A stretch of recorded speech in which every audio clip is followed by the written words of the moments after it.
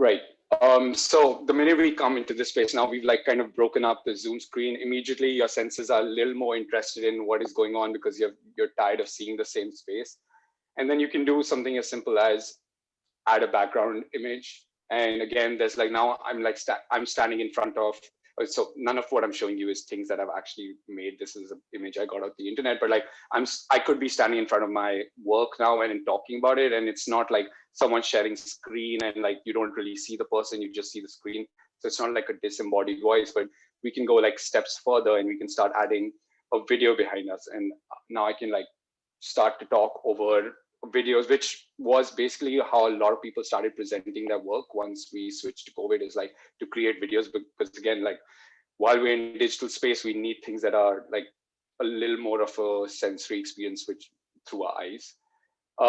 And then just like that, we can keep adding things. So I can put images on top of me, and on top now I can like explain different like projects that I'm working on while this is going on. None of these works are mine. These are all taken from the 3G studio, but it's just given as an example. And I can also add like text to whatever I'm saying or doing right at the bottom. I don't know, is it getting cut off on the screen? I think it is. No, it looks you can good. see it? Okay. Yeah. Okay, yeah, on mine it is, but yeah, okay. So so just like this, I think like when I started seeing streamers and when I started looking at a lot of YouTubers and stuff like that, they didn't just have an image behind them. They had a lot more going on while they're talking about.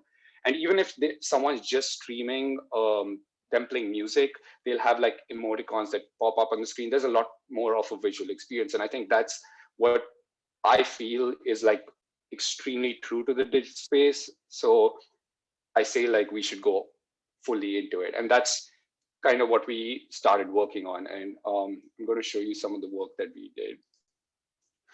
So for example, when we were, we started with something pretty silly, which was that I was made into a host of an architecture, it was an award ceremony, which we did. And we did this whole like, yeah, it was kind of silly, but it was a lot of fun. It allowed me to step into this space and start understanding like how to use this software. By the way, all of this, sorry that I didn't mention, all of this that I'm doing this, it's in a software called OBS, Open Broadcasting Software. So I'm just going to show you some of the clips of, so the first one was the award ceremony that we did.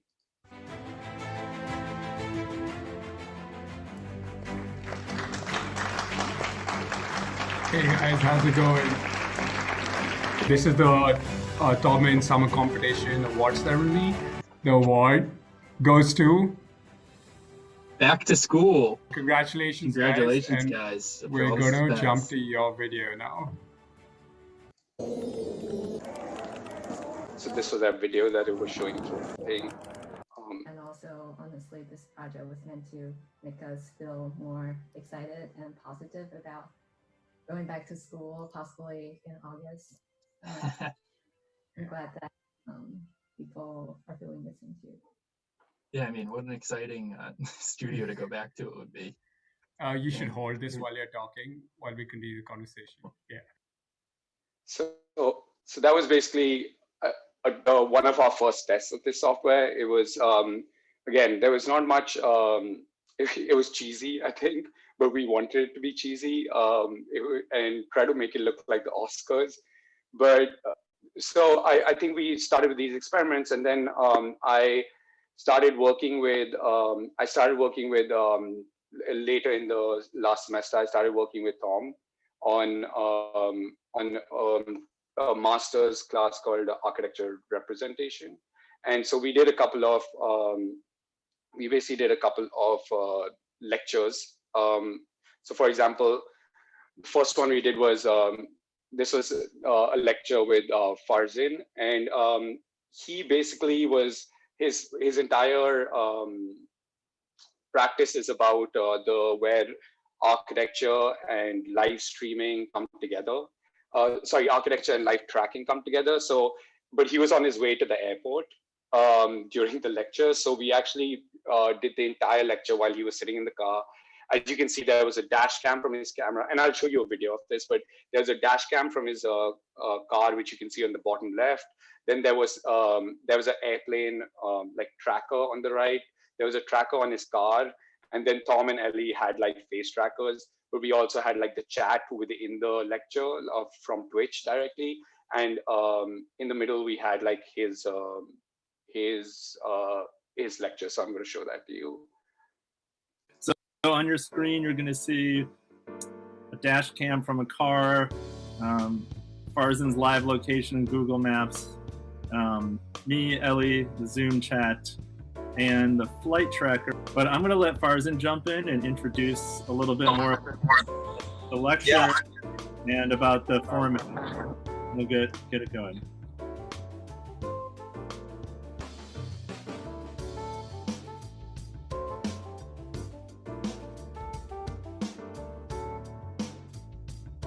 And who knows, this may have been the first multimodal media event lecture ever delivered from a moving car. We don't know. We can't be sure, but it's possible.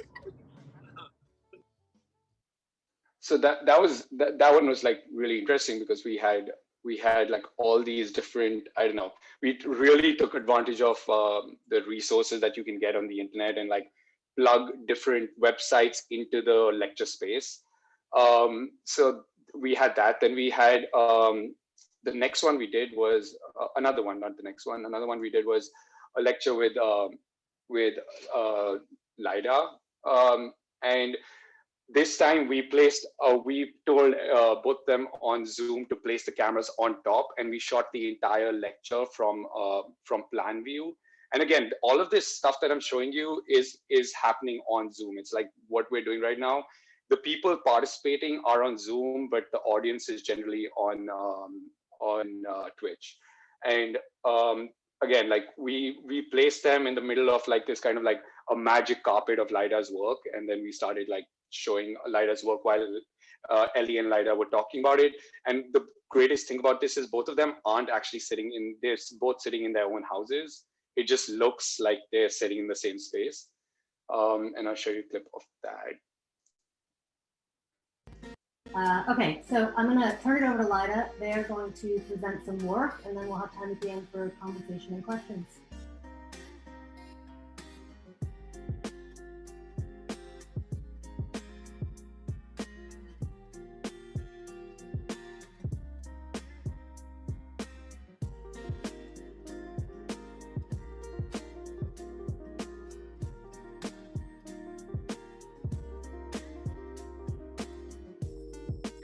Ellie, what a treat! I get to spend a whole hour with Ellie talking about my work. It was a treat. Incredible. Yeah, what a treat. So that was honestly one of my favorites, just because it like completely breaks out of the Zoom grid, and it's giving you I don't know, a different point of view to the entire lecture. That was a lot of fun. Then we did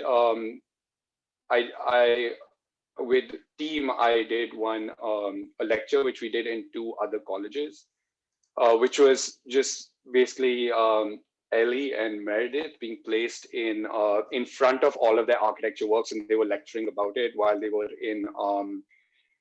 Again, this was all happening on Zoom, but this happened in Cooper Union and in Penn, I think. And yeah, I'm just going to show you that one too.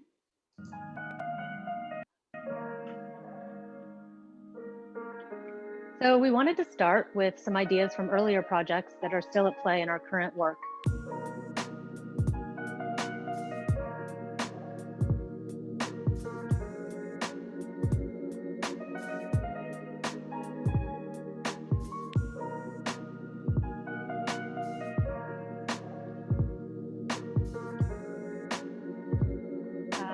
And as we were working on the project, we found out that. So yeah, that was team. And then we started taking, like, we did this in lectures, so we also wanted to experiment with this in inside reviews.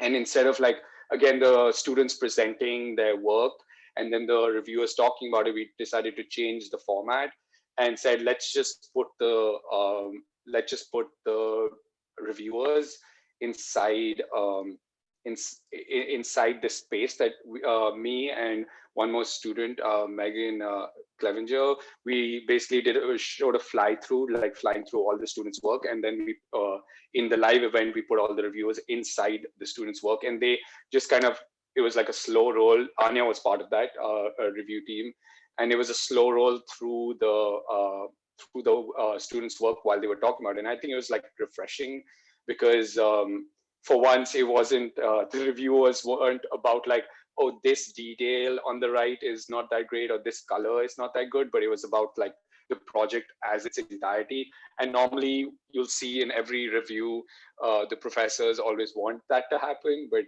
usually it always concentrates on one person's work or not. So I think this was like refreshing. I'll take you through that one. So yeah, let's go ahead and watch it, Ishan.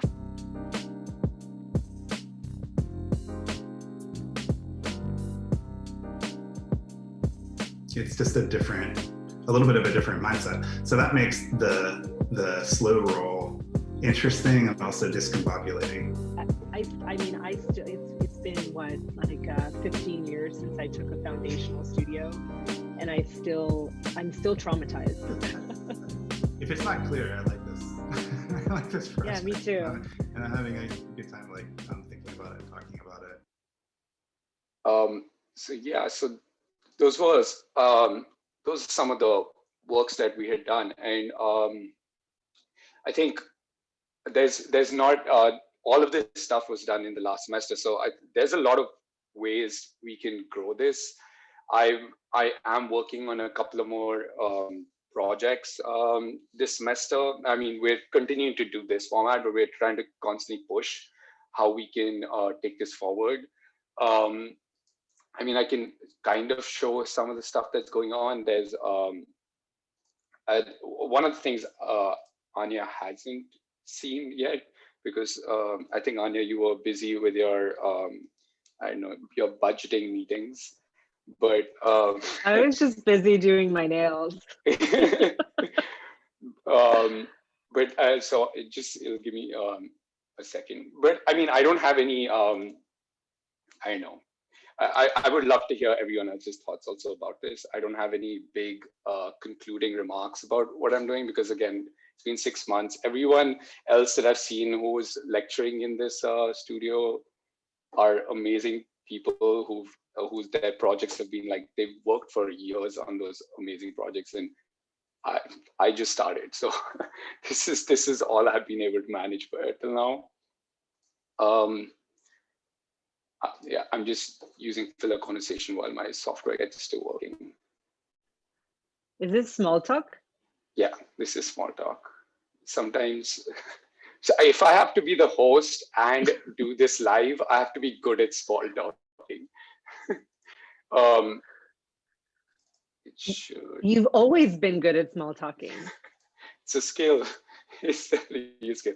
So this was, this was one of the things that we're kind of currently working on. Is like, now how do we, again, we can take like architectural models and put it within our space, and it's so much better than like looking at something in term as an image. But now I can start to rotate around my models and point at things while it's happening live. We can start to do walkthroughs of projects while it's going on, and there's very few limitations when it comes to digital space. It's more about time, and what your GPU of your computer is. Because right now, if you could hear my computer, it's like going wild with their fans just blaring right now. So I think taking advantage of the fact that we don't have gravity anymore is one of the best things about the space. And yeah. Sean, is that Rhino on a green screen? Like that's Rhino on a green screen. Yeah. It makes me think, like, probably not for this project, but just some future presentation, we should do like Unreal with a green background. Yeah. Like, I completely agree. Let's put a pin in that one for just, you me and Anya, like for some future event where we can place things in space, like different student models or projects, and like move between them super fluidly. I mean, yes, I think like there's a couple of other things that we're working on right now, and I mean, I'm gonna if my software doesn't crash when I open this next thing, I'll be able to show it to you. But I think these kind of experiments, a lot of them are about like this is, I mean, in the most corporate terms, this is what people call edtech, education technology, and I think there's like so much potential with how all of this comes together. But even in terms of architecture, it's like space, what space is in digital is completely different than what it is in physical, and I think recognizing that is the first step to actually creating a good architectural experience in the digital. And I have no answers for like what's good space, but I think it takes a matter of like just trying it out, like I've been trying out things. But I think it's worth underscoring that regardless of what the post-COVID reality looks like, communication techniques for architects will have changed in perpetuity. Like, we are not going to be flown around for every competition to present every idea and contribute to global warming from here on in. Like, we are going to be presenting in digital space, and we're going to be doing community engagement in digital space, and we're going to sort of really reassess how we tell stories. So in many ways, this is the beginning of our reality. Right, definitely. Yeah, I agree. I mean, I don't know. I mean, this is why it's been so exciting to work with you, Ishan, on stuff. Is like, this is like the new language of communication, and I feel like we should just be using it as well as possible, as quickly as possible. You know, like I think it's like at first it can seem like a clever trick, but I think already we're beginning to like mature into a way that this stuff has some real consequential effects. And I mean, Ellie and I were talking about the rep lectures that you put together, and I think it's subtle, but I think there is something powerful about making people feel like they're in the same space together. You know, like not just for those two people, it's actually more for the audience. You know, it's like more, it's like not the Zoom boxes, like you said, even just like changing the shape or knocking out the background. And yeah, it's like really exciting to see some of the stuff you're doing now. Tom, I think it works for the two people as well. Because currently we're working on a project where we're attempting to get performance artists to collaborate across countries and time zones in order to inflect a more nuanced understanding of context that's culturally differentiated. And in fact, the idea that they can coexist even graphically is so titillating and joyful that they're more willing to participate in the preemptive experiments. And it's funny that way. Yeah. I'm gonna try one of the things that I was working on.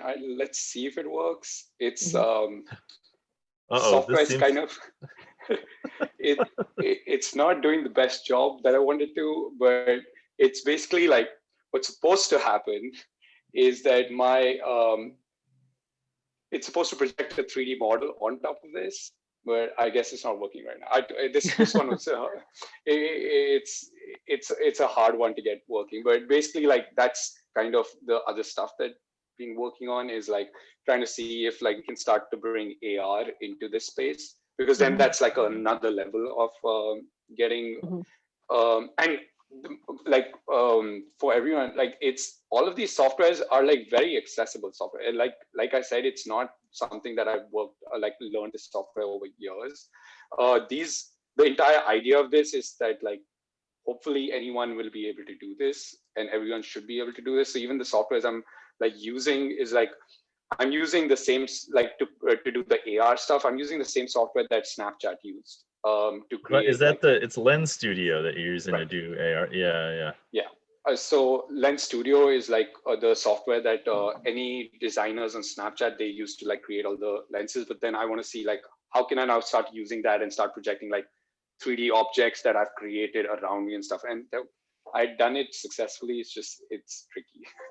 Mhm. Yeah, So it's that not thing will working right crash. That'll crash your computer, in my Yeah. experience.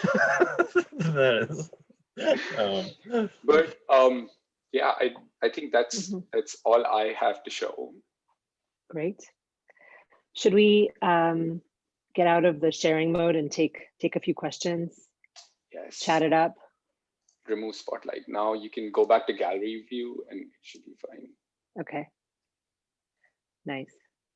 Okay, oh, well, thanks, Ishan. that was Yeah. great. I Thank hope you. so. Oh See, yeah. I can have other people in. Yeah. Yeah, So I mean, here we to frame are. it, I mean, I think I want to just hear from the students generally about what their Mhm. impression is, or I think I saw that Arij had seen some of the award ceremony. So I don't know how familiar all the students are with what you've been doing. So I'm curious to hear about that, but also to frame the conversation a bit. You know, they're working on a video game right now collectively, and the final review, like one or several of them are going to stream it on Twitch, you know, as the kind of like final review for the project format. And so, as you mentioned, like streaming has its own aesthetic, its own kind of conventions. And so, you know, this week, a handful of them are going to take on the project of like designing the stream vibe, like designing the stream environment. And so, you know, again, general thoughts and reactions, but then I'm curious to hear from the students too, like maybe more specific questions or ideas, or, you know, let's get that conversation rolling as well. Yeah, so part of what I mean, the few things that I've learned about like streaming is what I was talking about before. It's kind of like, it's not to have static images, because just something that's too, like, even this right now is like, it's okay, but like I still, if you see my my name tag, it's like kind of slowly blinking, and I know these are really subtle changes, but then it keeps something moving, and like I think something constantly moving is important in streaming. In fact, when I was like I was listening to a lot of streamers, and like the way they went about like streaming and keeping people's attention, they said you're not allowed to stop talking. Like you have to just go constantly, do not stop talking. Oh God. That's Fortunately, we just lost like 50% of the volunteers who were considering doing this job. Again, like, I mean, it's different when you're doing it for a review, but I think like that's one of the things that I think, so that was one skill that I was born with. I mean, my parents aren't happy about that, but that's something I could do. But otherwise, like, I think having enough things to look at on the screen, and even if it's like, if it's an image, even if it's like something small changing in the image constantly, even if it's just on a loop, these things start to keep like you there and your attention. I don't know if it's and I'm not going to speak out to like what you should do for your review, but like I personally really like having and a lot of streamers do the same thing, having really light background music. Now I don't know if that's okay or not for reviews, but like I personally think that, like, again, like I hate Zoom awkward silences. I just can't do it. It's the worst thing ever. So that small, like in the middle when you stop talking and there's really light background sound playing, it just makes it a little better.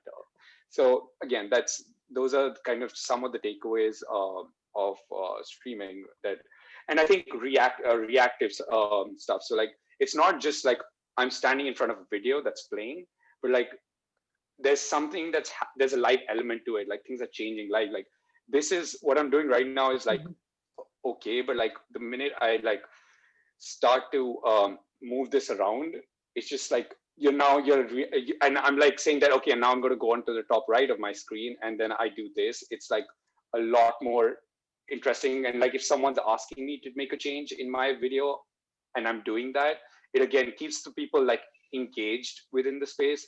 So one of the things we did was like we projected this Twitch chat into the videos, so that anyone who's like chatting, writing about the work, that you can constantly start see people interact with the work in a different way.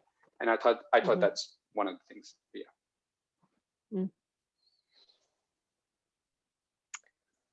Any questions from the crew? I guess I have a question because I've never watched a stream, so I've never made a stream. Is it like a sort of like a Zoom video, but then you can design like a frame, like moving or still around it in Twitch? Or what are the programs or the steps that we would have to go through in order to make that streaming environment for Twitch to be unique? Yeah, it's a great question. What I can do is I can just show you my software, and then I can talk to you through like how kind of it works, and not to go through too much detail, but can you see the software? Yes. Yes, okay. So basically the way this works is that it's almost like Photoshop, but except for streaming. So on my right, you can see that I have layers that I can switch on and off. And yeah, so whatever I have to drop images, videos, and stuff like that into this space, and then I can switch it on and off. The streaming, you're not really doing any work on Twitch. You just, where it says start streaming, you have to put like a stream key. And the minute I click this button, it starts streaming onto Twitch. So whatever you're seeing on my screen starts streaming on Twitch. There's definitely a lot more. It's not like that simple. There's a lot more like complicated like plugins that you have to put in. And what I can do is I can create like a document after this that just has the links of like different resources that if you all want to see how to do this, I can create a document for all of you for that. Mm-hmm. And over here at the bottom, so I have like, these are like different, imagine like different Photoshop projects. It's like, this is one scene. So yes, let's go ahead and watch it, Ishan. This is a third scene. Like they're all different scenes, and these are layers within each scene. So it's kind of like a design software, but just a warning that like it does get overloaded, and it will, like, if your laptop has to be at a decently good, like have decently good CPU or GPU, a good graphic card basically to handle this. Mm-hmm. Not like something insane, but like a decent graphic card is definitely necessary, and obviously very good internet connection. So whoever's streaming, you should be connected to an Ethernet cable. That is important. Yeah. Did that answer your question? I don't know. I can. Is there? Yeah, for sure. I just want to see kind of what the behind the scenes looked like. So that was great. I'll put everything into a document, and I can send it to all of you.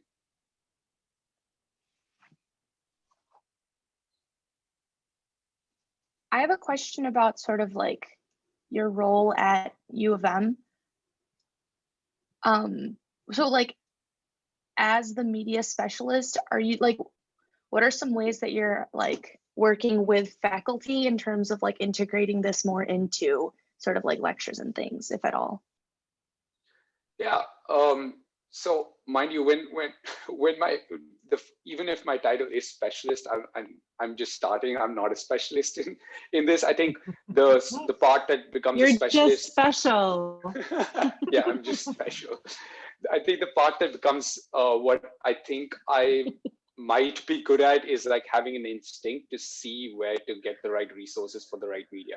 So keeping myself really updated with like what I swear to God, like even things like TikTok trends, like I have to keep myself updated with what's going on even over there, because I think like if you get past the dances, there's actually a lot of creative work that's happening on those apps. And like I find it fascinating the way people are getting into like how people are designing media and how people are designing digital space even in that app. So so what I try to do is I like constantly like look at all these resources. I look at YouTube for like different softwares that people are using, and then I'm thrown into meetings by Anya, and then Anya is like, okay, these are people who need your help. Let them ask you questions, and then they just kind of ask me like, what is the best way to go about, like for example, making a trailer for this, or what's the best way of advertising this image, or what's the best way of we have a review coming up. Should we do it on Zoom? Should we do it on Twitch? Like stuff like that. It's just like a kind of a way, like just a resource of where to go for all of these things is like what part of my job. like right now. Yeah. I don't, and you know, one way I would think about this is that Ishan's job is a research position. So his task is to respond to problems whose answers are completely unknown and untested. So the way he works with faculty is that he meets either faculty or people that are connecting to faculty, and they tell them about some bizarre aspiration they might have toward producing a certain effect. And no one quite knows how to do it. And you know, at least once a week, Ishan and Jacob get together and they have a meeting called Cool Things about all of the shit that they found. And they try to riff on new applications of media production into the realm of spatialized communication. And you Can know, I get in on that weekly meeting? It's the best weekly meeting at Taubman College. Yeah, I that promise sounds you. great. Yeah. But yeah, I would say that it's not a bureaucratic position, but it's a research position. I think too, like, oh, not go ahead, Emily. Oh, hey. Well, I was just gonna say, like, I think like Ishan is a remarkable autodidact. And it's something like Anya, I think, came up the last studio session or maybe the one before. But like being a good architect designer in 2021 means like you have to be an autodidact. You have to teach yourself things. And some of you have proven like already to be remarkable autodidacts like this week too. And so I think like Ishan's just like a good example of, I mean, that's what I understand you do, Ishan, is like, you know, a little bit, someone gives you a challenge, you go out, you learn what you need to know to make it happen. You have an intuition about some workflow or some possibility. There's a lot on the internet, and then there's some that you have to rank up yourself. You can cobble together different kind of workflows and technologies.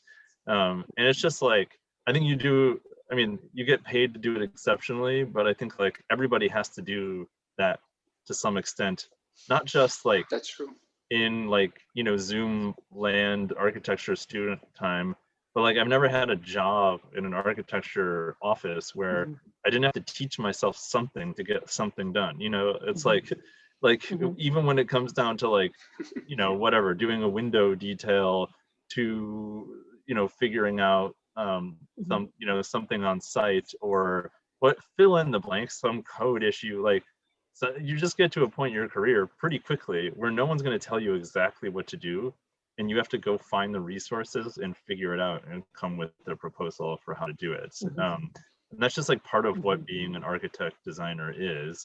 No matter where you're at, whether you're on like the schematic conceptual design side, or whether you're all the way on the construction management side or business development, wherever you land at an architecture firm, you're going to be teaching yourself stuff all the time. like it's just how you get to be a professional.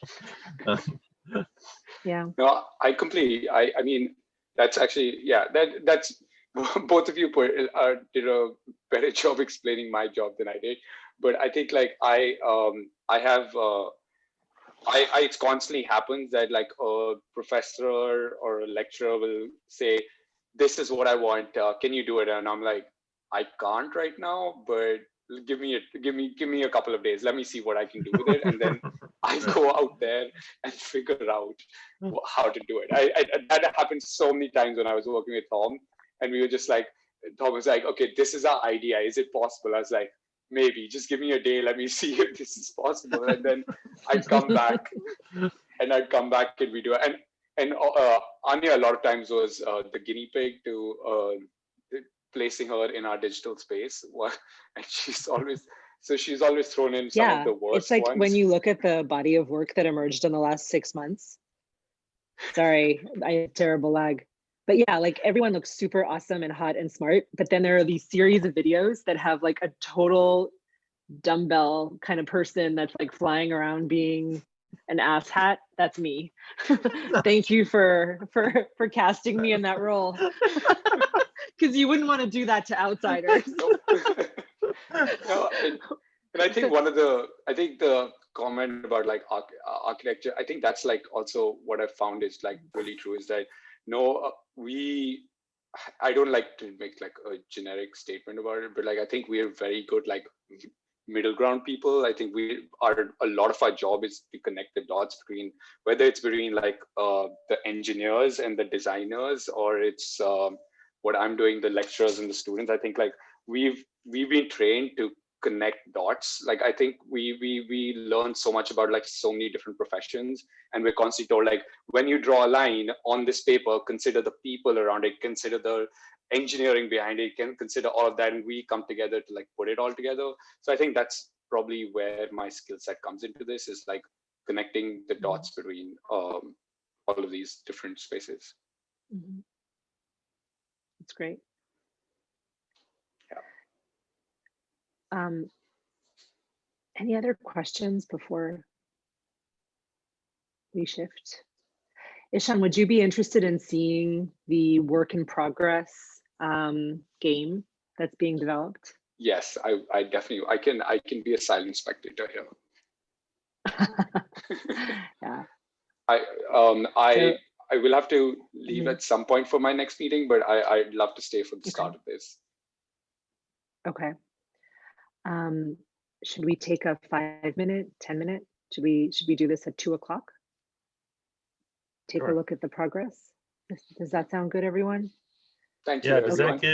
Does that give people? Thank you so much, Ishan. Well, hold on, just a quick, Anya. Like whoever needs to get things up and running to talk about that, does that give you guys enough time? Yeah. I think so. Yeah. Okay. Okay. Cool. Wonderful. So quick break. Ishan, thank you so much. We're gonna call on you again. Oh no. Oh yes. I'm so sorry. But yeah, thank you. Thank you so much. Thank you everyone for listening. That was great. Okay. See you guys in a bit. See you.